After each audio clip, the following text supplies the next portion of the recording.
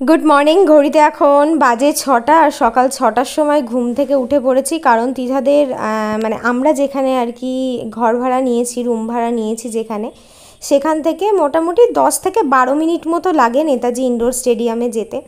কালকের ভিডিওটা আপলোড করার পরে অনেকেই কম বেশি আমাকে কমেন্ট করছে, দিদিভাই কোথায় ছিলে, বললে না, আমার বাড়ির খুব কাছে আসলে দেখা হলো না। সত্যি মানে এটা আমার একটা মেসেজ করে দেওয়া তোমাদেরকে দরকার ভীষণই ছিল, যেটা আমি করে দিতে পারিনি। তো এখানে দেখতে পাচ্ছ জল গরম করে তোমার হচ্ছে দুটো কাপ নুডলস আনা হয়েছিল বর্ষণা তিথার জন্য।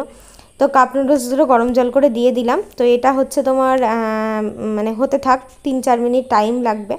তো ততক্ষণে একটুখানি চা বানিয়ে নেওয়া হোক। তো দিদি হচ্ছে ব্যাগে করে চা চিনি সবই নিয়ে এসছে, আর দিদি হচ্ছে স্নান করতে ঢুকেছে। তো আমাকে বললো তুমি বানাও। তো দিদি বেরোলে তারপরে আমি স্নান করতে ঢুকবো, ততক্ষণে চাটা চলো বানিয়ে নিই।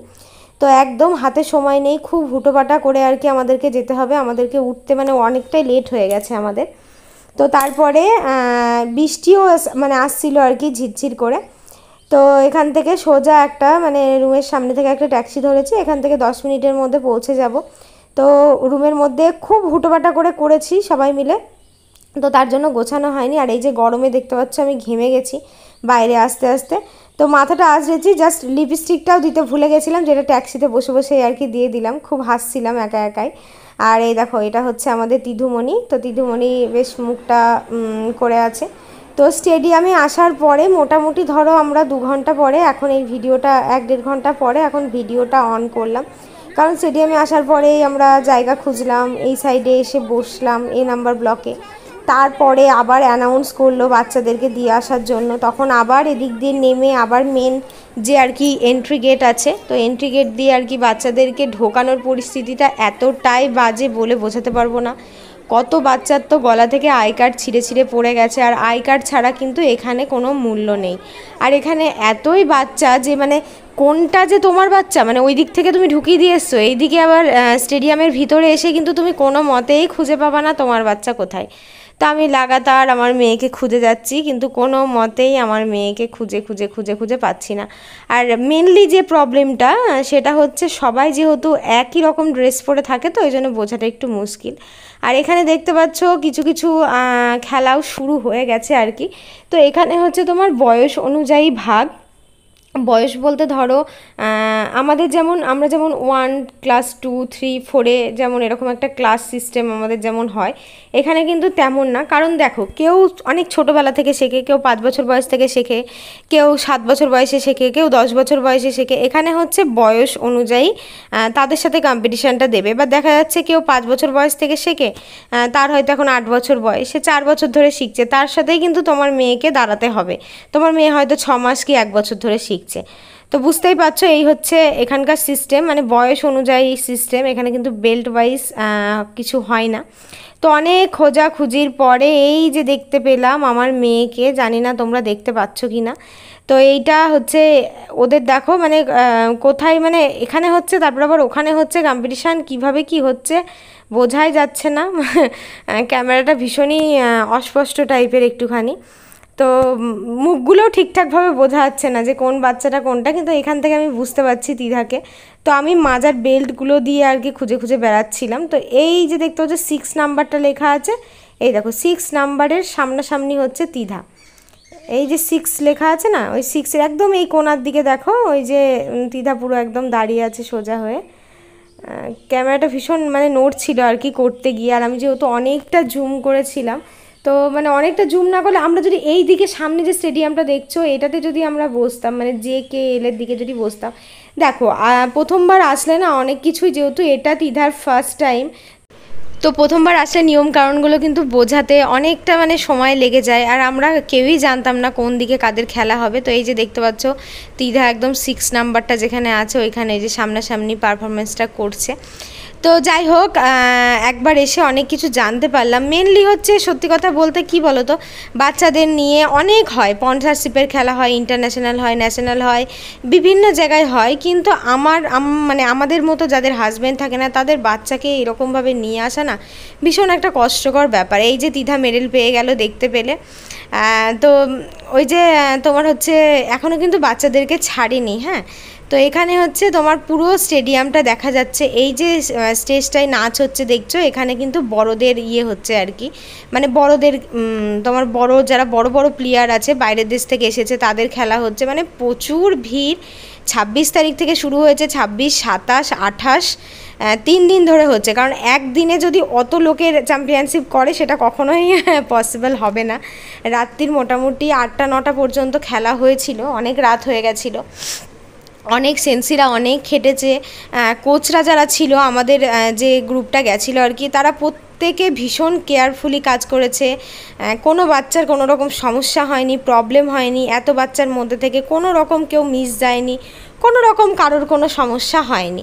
তো এখানে হচ্ছে একটা ফুড কুপন দিয়েছিল। তো বর্ষণের মায়ের আবার হঠাৎ করে একটু শরীরটা খারাপ করে, তো দিদি আর আসতে পারলো না। আর ফুড কুপনের লাইনে এসে দেখি এত বড় লাইন, মানে ধরো এখান থেকে মোটামুটি 500-700 মিটার দূরে গিয়ে আমরা লাইন দিয়েছিলাম। আরও পরে আমরা পেতাম, কিন্তু একটা দিদিভাই চেনা জানার মধ্যে ছিল বলে তার সঙ্গে ঢুকে পড়েছিলাম, মানে আমাদেরই ক্লাবের একটা দিদিভাই ছিল। তো তারপরে এই যে দেখতে পাচ্ছ টিফিনের বক্সটা খুবই সুন্দর করেছে, কিন্তু টিফিনটা খেতে একদমই বাজে ছিল। যাই হোক, চাইনিজরা যেমন কাঁচা কাঁচা সবজি টবজি খায় সেরকম মনে হলো বাঁধাকপি দুটো বড়া ভেজেছে, চাপাটি ভেজেছে, আর তার মধ্যে তোমার হচ্ছে ওই কাঁচা সব কুচিয়ে কুচিয়ে দিয়ে দিয়েছে, তোমার বিনস কুচি, গাজর কুচি, লঙ্কা কুচি, ধনেপাতা কুচি, এই সব দিয়ে ভাতের মধ্যে আর একটু করে ঝোল দিয়েছে, মানে কেমন যেন লাগছিল। দিদা তো 2বার মুখে দিয়ে 3বারের বার আর খাইনি। তো এই হচ্ছে আমাদের হচ্ছে তোমার মানে স্টেডিয়ামে বর্ষণের খেলা প্লাস তিধার খেলা, দুজনের খেলাই হয়ে গেল। দুজনের খেলা পুরোপুরি কমপ্লিট হয়ে গেছে। আর তিধা না ভীষণ ক্লান্ত হয়ে গেছে জানো তো। এই দেখো এখানে ওকে নিয়ে আসলাম, এক্সিট গেট থেকে নিয়ে আসার পরে একটুখানি খেয়ে দিয়ে দেখো পুরোপুরি ঘুমিয়ে গেছে বেচারি, মানে অনেকটা ক্লান্ত হয়ে গেছে। আমি হচ্ছে ঘুমা, আর এদিকে হচ্ছে বর্ষণ আছে। তো যেহেতু আমরা একসাথে সবাই মিলে এসেছিলাম, আমাদের একসাথে যাওয়ারই প্ল্যানিং ছিল, মানে বাড়ি যাওয়ার প্ল্যানিংটা, কিন্তু হঠাৎ করে বর্ষণের মায়ের শরীর খারাপ হয়ে যাওয়াতে আমাদের আর কি আগে থেকেই চলে যেতে হচ্ছে। আমরা দুজন মিলে আর কি চলে যাচ্ছি, কারণ আর একজন যারা এসেছিলো ওদের খেলতে অনেকটা রাত হবে, মানে রাত 9টা 8টা বেজে যাবে। তো এখান থেকে বাইরে দিদাকে টয়লেট করে নিয়ে এসে আবার স্টেডিয়ামের ভিতরে যাচ্ছিলাম। আর প্রচুর চীন দেশ থেকে মানুষ খেলতে এসেছিলো। মেয়েগুলোর ভিডিও আমি করতে পারি না, ওরা আমাদের সামনে ছিল। এই যে দেখতে পাচ্ছ, এরা কিন্তু সব চীন দেশের মানুষকে দেখলেই বোঝা যায়, এদের মুখগুলো দেখলেই বোঝা যায় যে এরা চীনা। এই যে দাঁড়াও দেখাচ্ছি, এই যে এই লাল জামাটাকে দেখলে ভালো হলো, পূজার ভালোবাসা। আচ্ছা কমেন্ট করো, আমি মেনশন করো। সবাই ওর চ্যানেলটাকে একটু সাবস্ক্রাইব করো, পাশে থেকো, যেমন ওরা আমাকে সাপোর্ট করছো। আর আমাকে কমেন্ট করবো যে ওখানে দেখা হয়েছিল দিদি পূজা, তাহলে আমি বুঝে যাবো, আমি একটা ইয়ে করবো কমেন্ট। আমার ভীষণ দেখা হয়েছে সত্যি, আমি খুব ভালো। এসেছিল তোমার ছেলে খেলতে? এইটা এদিকে আসো, ভেরি গুড। গোল পেয়েছো? কাটা করেছো? কোনটা চিনো করেছো? না চিনো না। কতদিন ধরে খেলছো? হয়ে গেল 2-3 বার। ভেরি গুড, আচ্ছা ঠিক আছে। কলকাতাতে এসে প্রচুর সাবস্ক্রাইবারের সাথে আমার দেখা হয়েছে, তার মধ্যে একমাত্র এই বোনটার সাথে আমার ভিডিও করার সৌভাগ্য হয়েছে, তাছাড়া কাউকেই আমি ভিডিওতে দেখাতে পারিনি, কারণ যখন টয়লেটে এসেছিলাম তখন ফোনটা উপরে রেখে এসেছিলাম, তার জন্য ভিডিওটা করতে পারিনি। আর এই বোনের বাড়ি হচ্ছে আসানসোলে, এর নাম পূজা, কিন্তু একে আমি অনেকবার বলেছিলাম তুমি আমার ভিডিওতে একটা কমেন্ট করো। যাই হোক, ও কমেন্ট করেছে কিনা আমি জানি না। তারপরে ওর সাথে যে একটু মানে বেশিক্ষণ ধরে দাঁড়িয়ে একটু গল্প করবো সেটারও আমার সৌভাগ্য হয়নি, কারণ অল্প একটুখানি কথা বলেছি। আর মানুষ যে একটা মানুষকে ঠিক কতটা ভালোবাসতে পারে, মানে তোমরা যখন সুন্দর সুন্দর কমেন্টগুলো আমাকে করো না, খুব ভালো লাগে। আর তোমাদের সঙ্গে যখন দেখা হয় সামনাসামনি, মানে এতটা ভালোবাসা দাও, কথা বলো যে আমার সাথে, মানে ওটা যে আমার কতটা ভালো লাগে আমি বলে বোঝাতে পারবো না তোমাদেরকে, মানে ভীষণ ভালো লাগে। আমার মনে হয় যেন পুরো একদম কতটা নিজের ভাবলে মানুষ দৌড়াতে দৌড়াতে এসে পিছন থেকে ডাকে যে দিদিভাই তোমার ব্লগ দেখি, তোমাকে ভীষণ ভালো লাগে, দিদাকে ভালো লাগে, ভীষণ খুশি হই। আর বোনটার সাথে মিলেও আমার খুব ভালো লাগলো, দিদাকেও গিফটও দিয়েছে। যাই হোক, বেশিক্ষণ ওর সাথে দাঁড়িয়ে কথা বলতে পারিনি পূজা। আর তুমি যদি আজকে আমার এই ভিডিওটা দেখো, অবশ্যই আমাকে কমেন্ট করো, আমাকে বলো যে আমি পূজা, তাহলে আমি বুঝতে পারবো যে তুমিই এটা। আর অনেকজনের সাথে দেখা হয়েছিল, টয়লেটে একজনের সাথে দেখা হয়েছিল, তারপরে তোমার যখন তিধাকে মানে তোমার এক্সিট মানে ঢোকাচ্ছিলাম যখন, তখন ভীষণ ভিড় ছিল, তখন একজনের সাথে দেখা হয়েছিল, কিন্তু তাদের সঙ্গে আমার কোনো ভিডিও শ্যুট করা হয়নি।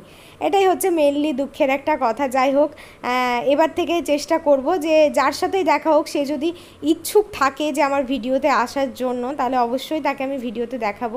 যেহেতু মানে ওর সাথে মিলে সত্যি কথা বলতে খুবই ভালো লাগলো, মনটাও খুব ভালো হয়ে গেল। অনেকে যারা আমাকে কমেন্ট করছো যে দিদি আমার বাড়ির এত কাছে এলে একবার বললে না, তাহলে তোমার সাথে দেখা হতো। সত্যি এটা আমার ভীষণ ভুল হয়ে গেছে, আমার একটা কমিউনিটিতে পোস্ট করা ভীষণই দরকার ছিল। তো আমরা এই যে ইন্ডোর স্টেডিয়াম থেকে চলে আসলাম শিয়ালদাতে, একটা ট্যাক্সি করেছিলাম আর কি। তো এখান থেকে সোজা একদম টিকিটটা কাটার পরে আমাদের একটু ওয়েট করতে হবে, আমাদের ট্রেনটা হচ্ছে 4:40-এ, আর আমরা মানে বহরমপুরে পৌঁছে যাব হচ্ছে তোমার 8টার মধ্যে। মাঝ রাস্তায় মানে ট্রেনে ওঠার পর থেকে কোনো ভিডিও শ্যুট করা হয়নি। কেন হয়নি বলি, আমার মোবাইলের পুরো চার্জ একদম শেষ হয়ে গেছিলো, ফোনটা সুইচ অফ হয়ে গেছিলো। বাড়ি এলাম, ফ্রেশ হলাম, স্নান করলাম, তারপরে এই দেখো দিদিভাইকে বলেছিলাম, দিদিভাই আমাকে বলেছিল যে তুমি আসবে যখন আমাকে ফোন করে বলো। তো তারপরে আবার এই যে দিদিভাই ডাঁটা আলু দিয়ে তরকারি, আলু সিদ্ধ, ডিম সিদ্ধ এগুলো করেছে। মানে ভাত কটা খেয়ে যে কতটা পরিমাণে শান্তি পেলাম, তৃপ্তি পেলাম বলে বোঝাতে পারবো না। ভীষণই মানে সারাদিন তেমনভাবে খাওয়া দাওয়া। তো ফাইনালি এবার মেডেলটা তোমাদেরকে দেখায়, তিধা ব্রোঞ্জ পেয়েছে। তো হচ্ছে মানে কি বলবো, ফার্স্ট টাইম ভীষণই নার্ভাস, বুঝতেই পারছো। তারপরে এটা ওর প্রথম খেলা, আরও 1 বছর এখনও হয়নি, 1 বছর ধরে শিখছে। তো এটাই অনেক মানে আমার কাছে তো অনেকটা বড়। যাই হোক, এসেছে, খেলেছে, এটাই অনেক। আর তোমার এর সাথে অনেক কিছু ছিল, সেটা আমি নেক্সট ব্লগে তোমাদেরকে দেখাবো। আর কি কি পেয়েছে সেটা নেক্সট একটা ব্লগে দেখাবো। আর আজকে শরীরটা আমার ভীষণ ক্লান্ত লাগছে, একদম ভালো লাগছে না, বুঝতেই পারছো এতটা জার্নি হয়েছে। তো আজকের ব্লগটা এখানেই শেষ করছি। সবাই খুব ভালো থেকো, সুস্থ থেকো, সাবধানে থেকো। নেক্সট একটা ভিডিওতে আবার দেখা হবে। Tata, bye bye, love you all.